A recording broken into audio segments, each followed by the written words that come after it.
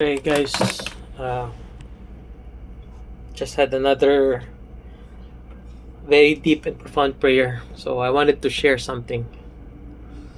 You know, in this modern times, I don't believe in the church anymore. Sorry. So if you're the type who goes to church on Sundays and then you sin from Monday to Saturday, you're giving yourself false assurance that you will be saved, kapatid. Because what God wants is not your outward sacrifices, like being seen in the church. That's not what He wants. Kapatid, what God wants is your heart, a real, deep, and profound relationship with Him. And right now, because this world is so corrupted, no? It's damned by Lucifer, ang atong kalaban, si Satan.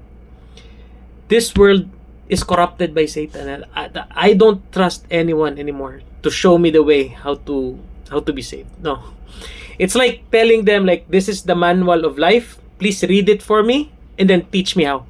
No, why don't you read it on your own, kapatid? Why don't you start reading the Bible? Why don't you start finding out who God is, how He created the world, how the world became corrupted, and then He sent His Son, our Lord and Savior Jesus Christ? Why don't you start reading that po?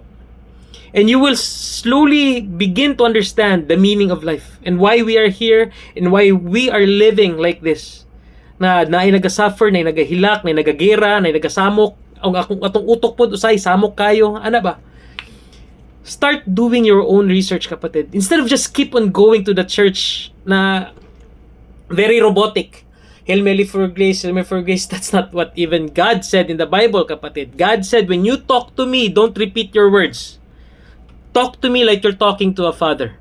Talk to me nga nagakonect ka sa kuha. Let's build a relationship. That's what God wants. That's the real relationship with God. Not you going to church on Sundays and making it a routine.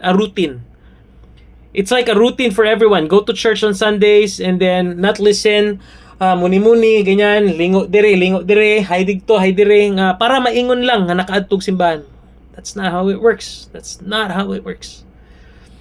I've been having profound prayers, and even in my dreams, I've been talking to God, and I've realized something.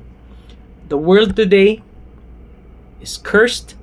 It's ruled by Satan to the point na bisag ang mga churches, every church has an advantage. There are also disadvantages. Every church na maayo, every church na apoy dili maayo.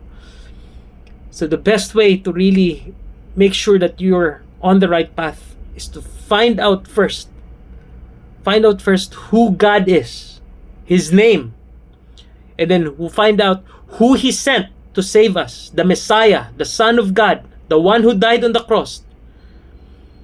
Read the Bible, kapatid, instead of just going to the church. Reading the Bible inside your room and crying and praying and kneeling and singing for Him is the purest form of worship, not your attendance to the church. God bless everyone.